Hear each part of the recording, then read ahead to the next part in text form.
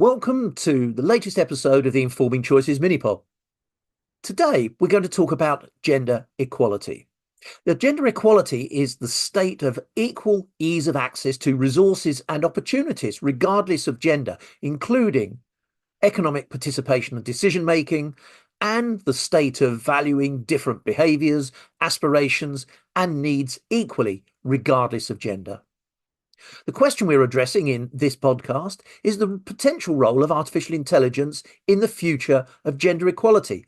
And I'm so happy to be able to welcome back to the podcast Houston-based futurist Alexandra Whittington. Alex, a warm welcome back to the Informing Choices podcast again.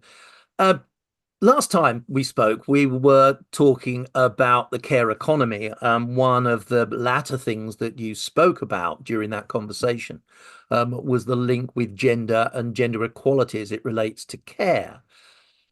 So in this episode, we're going to be talking about gender equality.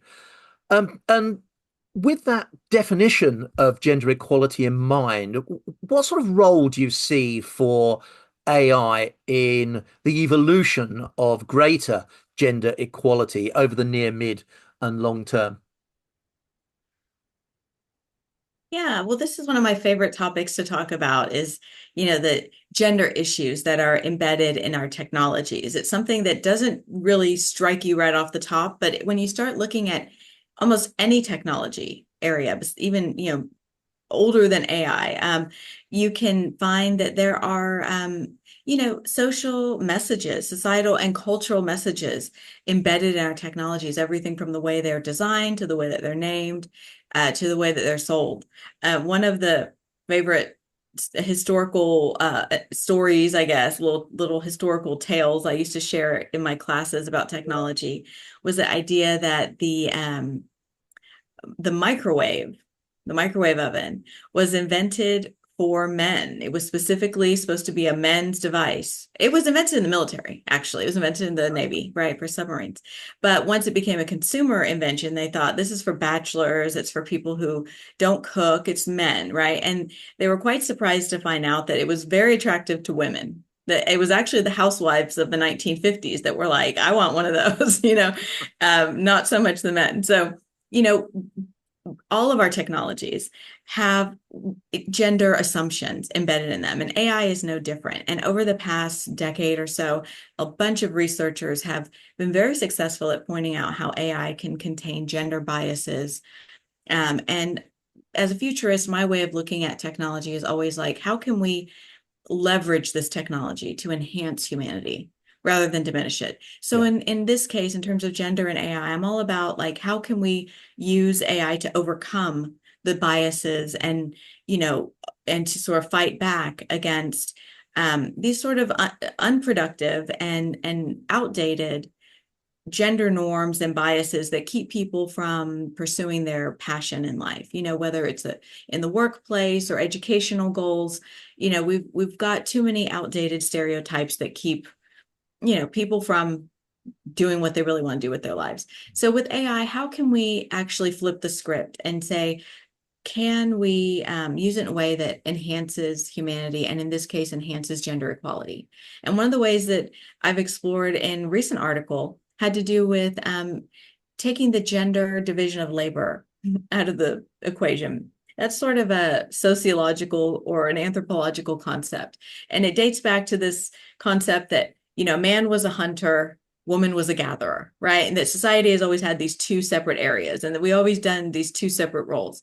And that still plays out in modern society, even though the man, the hunter theory has been long disproven.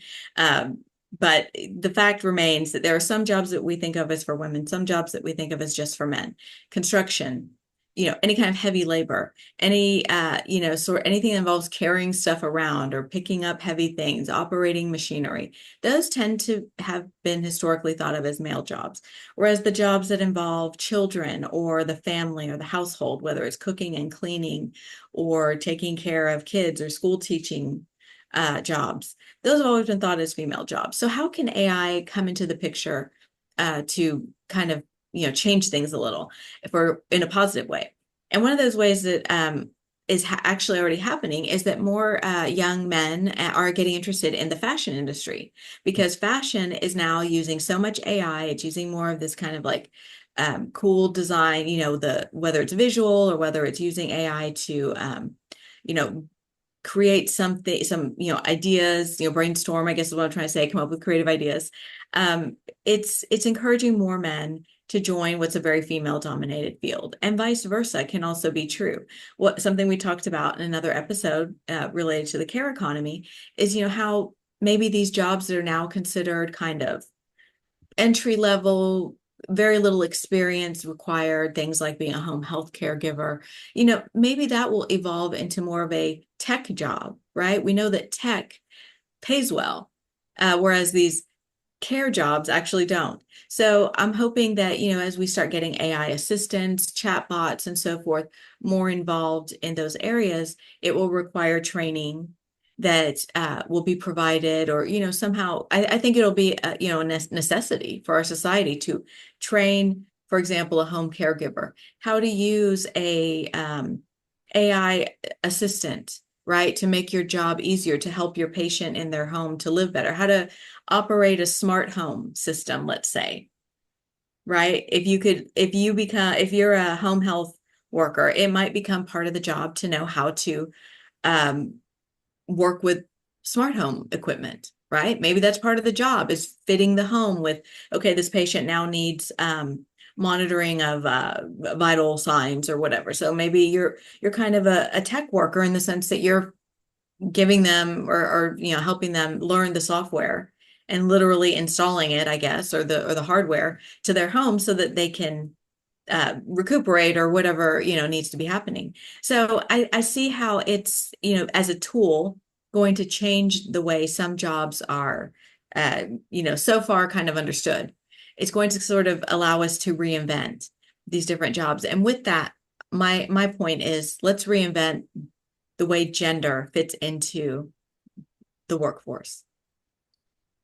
I mean, I like that idea about, how does gender fit with the workforce, and perhaps we'd explore that a little bit more. One of the things that was striking me as you were talking then is I can hear people around me saying, well, actually, um, aren't women more naturally empathetic and nurturing compared to men? And therefore, isn't there something about our basic biological makeup that predisposes one gender or the other to certain jobs? And if that is the case, is there a way that we can use something like artificial intelligence to kind of blur those boundaries further? Oh, I really like that idea. Blur the boundaries further. But I think there may be some truth to that. I don't know. There may be some truth to the idea that women are more hardwired to be nurturing. But I think, I would counter that objection with, you know, years and decades of evidence that even when it's not being paid, it's always, you know, women are sort of expected to do it, I guess is what I'm saying. Yeah, yeah, In the family and home setting. So it's whether or not they're better at it, there's really a societal expectation that they're the ones that need to do it. yeah. So I think that's definitely worth exploring. And that's exactly the kind of thing that AI would be great to use, like maybe sort through all of this data, because I'm sure there's mountains of information about how men and women spend their time. And if maybe you could look at, using some large language model or something, or whatever, to kind of sort through it. Maybe it can help anthropologists and sociologists understand why that is, help evolutionary biologists better interpret what information we have, because we still don't know if it's nurture or nature, right, about any of our behaviors. So I think that if we can bring AI into that conversation, that's a good use of it. Now, of course, preventing it from being biased and all that, that's a job in and of itself. But using these technologies to better understand and whether women are better at care, is that why we're drawn to it, because we're just hardwired that way, or is this very cultural that we do this? That's a wonderful way to integrate AI into research and technology studies and so forth. Do you think the reduction or elimination of bias within the development of algorithms could be a really important point in supporting that, greater achievement of true gender equality in the way that we think about some of this work. I think so, because it's already being used to hire, right? To hire and probably fire. I don't know as much about that side, but it's being used to go through resumes, and we're already seeing. I think there's been a pretty well publicized examples of where AIs are being biased against certain resumes based on certain things that really are not okay, right? To penalize people for things like gender and ethnicity. So I think that, using AI to better understand the workforce and to we need to remove the bias so that it can properly evaluate the workforce, I guess is what I'm saying, if that's what we're using it for, hiring, firing, and, possibly like performance reviews and stuff like that, to the extent that it's used in those areas. Absolutely. And you hate to think about the people, maybe it's, us who are currently alive today, who are basically being used as the guinea pigs for that kind of thing, because that's really what's happening, and I think that's, I don't know how much of it is malicious. It's really just that we don't understand it enough to be unrolling it so readily. I think that's where issues come in. We really need to understand that it won't make those kinds of mistakes or express those forms of bias that really hurt people before we unleash it on society. So if and this may be a question coming out of left field, but one of the things I'm starting to think about as you were going through those points was I'm wondering what the world looks like in 15, 20, 30 years time, whenever it is, when through the help of some of these AI-based technologies, we live in a world where uh, gender, age, race, whatever the sort of inequality we witness now will have been eradicated. What does that world look like, do you think? And what might have been the major turning point to shift us from where we are to that almost utopian perspective of equality and achievement of that UN Sustainable Development Goal? Yeah, that's a good question. It is very utopian. And even though I love utopias as a futurist, I mean, it's such a driving force to have a vision of a better society. We know realistically, no society is perfect, right? No, the present moment is very flawed. The future, no matter how much we improve things, especially when there's technology involved, there's always going to be a byproduct, right? There's always going to be an unintended consequence. That's one of the principles of technology studies, is that we may invent a wonderful thing, like solar panels are constantly being accused of, okay, yeah, solar panels are great, but how much do they, what do we do with them when they're broken? Right now they're building up in landfills or what have you, forming another type of waste. So there's always that double-edged sword to technology. So in particular with AI, I do believe it's going to be super helpful, helping us meet all kinds of SDGs, whether it's equality or sustainability, food waste, health. I mean, I think it's going to be wonderful for that. But that's why I'm not a pro pause person necessarily. We had this debate uh, pretty strong about a year ago, where there were, should we sign the pause document? Yeah. Do we want to call for a pause, or do we want to keep going? And different people landed on different sides. I'm not trying to be like pro pause, but I do think to use it well, we really need to make sure it's not going to cause harm. It's sort of like that medical principle, first do no harm, right? Yeah. And we can't ensure that yet. But I think in a utopian situation, we can do our best to avoid it. And that means having conversations like this, like bringing these topics to the forefront of our communities and our workplaces and our learning places, so that we can have an informed society going into this. I mean, in many ways, AI is, it's here. It's not coming, it's here.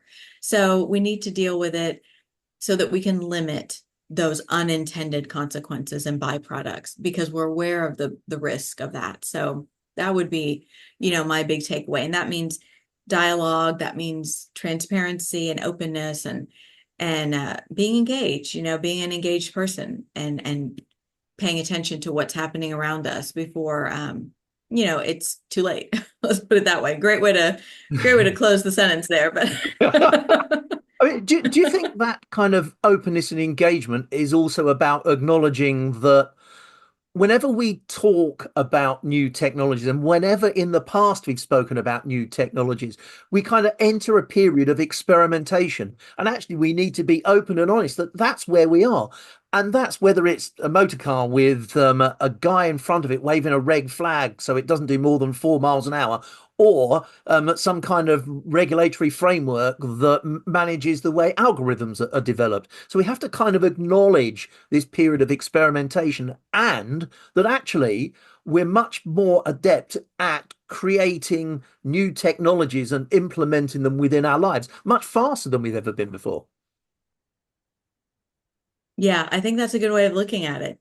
Yeah, that's helpful. And we are, in that transition. So it's a chaotic time. That's the uncertainty, the instability, the VUCA, the BANI, all that stuff, whichever abbreviation you like best. But that's why it's so overwhelming. And I think that these even short 15-minute, conversations that we can hold. And even if people only contemplate it for a few minutes, it's at least, we're discussing it and we're at a point where we can all share our ideas. We can all kind of put ourselves out there because now it's a consumer product. I mean, anyone can use AI now and know they're using it and really get a sense of it. So I think it's important that, we have this dialogue in society. It just sort of it's risen to the top and we've got to address it. So it's definitely interesting and I really hope that the listeners of this podcast and everyone who's involved with YouTube and social media, you really take this thing into consideration because it's not just the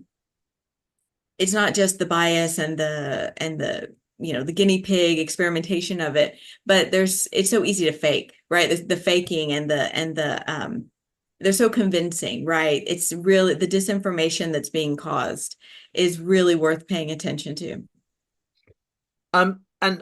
This is such an important issue, I guess, isn't it? Equality, beyond gender equality, it's such an important social issue.